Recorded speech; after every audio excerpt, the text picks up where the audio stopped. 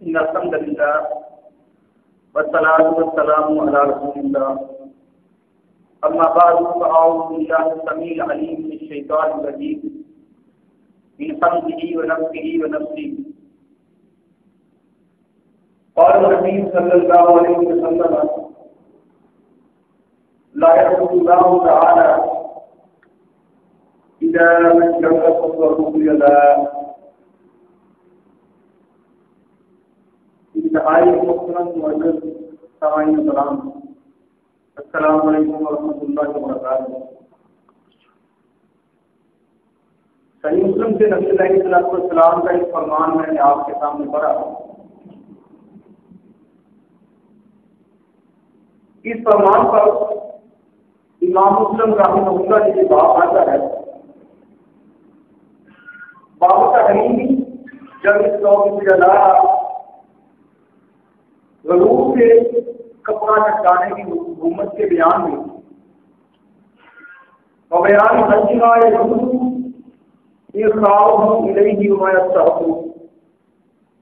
اور اس کا بیان کہ کہاں تک کپڑا لٹکانا مستحب ہے۔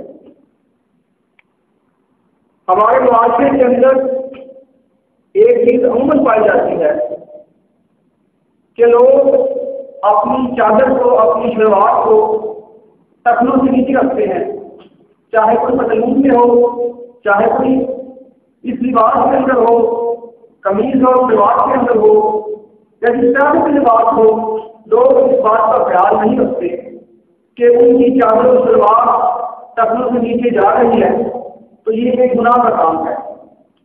یہ جو حدیث میں نے آپ کے سامنے پڑھی ہے، اس کے اندر اللہ کے رسول صلی اللہ علیہ وسلم کا فرمان نقل ہو، سیدنا عمر رضی اللہ تعالیٰ عنہ وہ کہتے ہیں کہ نبی علیہ السلام نے فرمایا کہ اللہ تعالیٰ قیامت کے دن اس شخص کی طرف نہیں دیکھے گا جو اپنا کپڑا زمین پر ضرور سے کھینچے گا، جو تکبر سے زمین پر اپنا کپڑا لٹکا کر چلے گا، ٹخنوں سے نیچے رکھے گا، تو اللہ تعالیٰ قیامت والے دن اس شخص کی طرف نظر رحم سے فرمائیں گے۔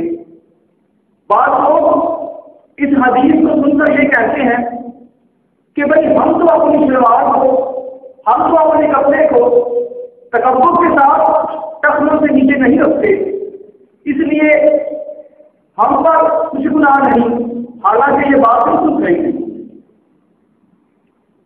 حضور نبی کریم صلی اللہ علیہ وسلم کی سنت سے جو بات ثابت ہے، صحابہ کرام رضوان اللہ علیہ اجمعین کو آپ صلی اللہ علیہ وسلم نے جس طرح تعلیم دی ہے، اس سے معلوم ہوتا ہے کہ نبی علیہ السلام نے اپنے یہ چیز لازم قرار دی تھی کہ وہ ہر حالت میں اپنی چادر کو اپنے ٹخنوں سے اوپر رکھے۔ اور یہ صحیح مسلم ہے، اس میں یہ کافی حدیث اسی ضمن میں ہے، تو آگے چل کر یہ حدیث آ رہی ہے جو عبداللہ بن عمر رضی اللہ عنہ سے مروی ہے۔ وہ کہتے ہیں کہ میں رسول اللہ صلی اللہ علیہ وسلم کے سامنے سے گزرا اور وہی اظہار کر گئے۔ آپ صلی اللہ علیہ وسلم نے فرمایا، اے عبداللہ اپنی اظہار اونچی کر، میں نے اٹھائی۔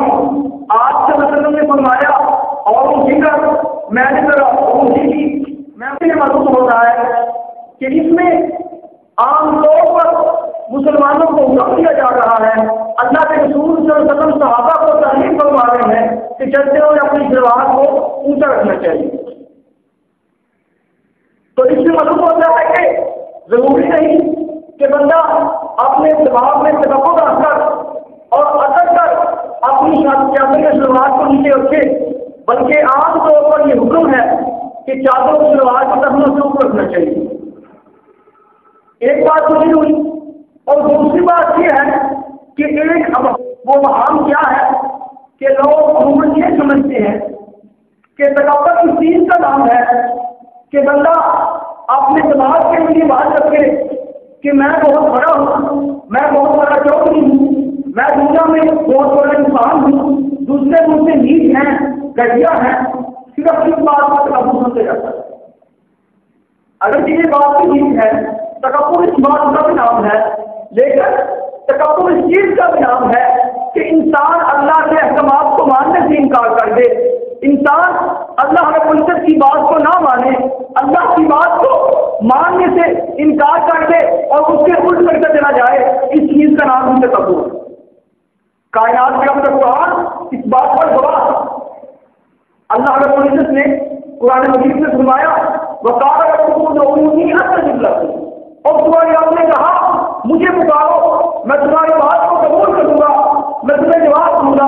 ان الذين يستكبرون عن عبادتي، اللہ تعالیٰ فرماتے ہیں جو لوگ میری عبادت سے تکبر کرتے ہیں۔ اب یہاں پر اللہ رب العزت نے حکم دیا کہ مجھ سے دعائیں مانگو، میری عبادت کرو، اور جو لوگ نہیں کرتے، اللہ سے دعائیں نہیں کرتے، اللہ سے مناجات نہیں کرتے، اللہ کی عبادت نہیں کرتے، اللہ تعالیٰ کو میں ان الذین یستکبرون عن عبادتی، جو میری عبادت سے تکبر کرتے ہیں۔ معلوم ہوا کہ اللہ کے احکامات کو نہ ماننا تکبر ہے، اللہ کی عبادت سے منہ موڑنا تکبر ہے، اللہ کے حکم سے اعراض کرنا تکبر ہے۔ تو اللہ تعالیٰ کی عبادت، اس کے احکامات کو نہ ماننا جب تکبر ٹھہرا، تو یہاں پر اللہ کے رسول کا حکم کہ اپنی چادر کو ٹخنوں سے اوپر رکھو، یہ ان کا حکم ہے۔ جو لوگ اس سے اعراض کرتے ہیں وہ تکبر کرتے ہیں۔ اور وہ مقام پر اللہ تعالیٰ نے نافرمانی کو تکبر میں شمار کیا ہے۔ جب اللہ رب العزت نے فرشتوں کو حکم دیا کہ آدم سجدہ کرو، تو فرشتوں نے آدم علیہ السلام کو سجدہ کیا اور شیطان نے انکار کیا، تو اللہ تعالیٰ نے کیا فرمایا الا ابلیس ابا، ابلیس نے انکار کیا، بس مراحل سے قبول کیا۔ اب یہاں واضح طور پر اللہ رب العزت نے ابلیس کے انکار کو تکبر کہا ہے۔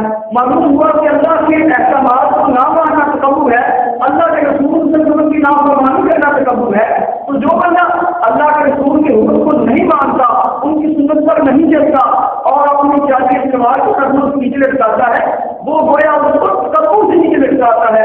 اس لیے وہ قیامت کے دن اللہ رب العزت شخص کی طرف نظر رحمت سے فرمائیں گے۔ اللہ تعالیٰ سے دعا ہے کہ وہ ہم سب کو اس حدیث پر عمل کرنے کی توفیق عطا فرمائے۔ واخر دعوانا الحمد للہ رب العالمین۔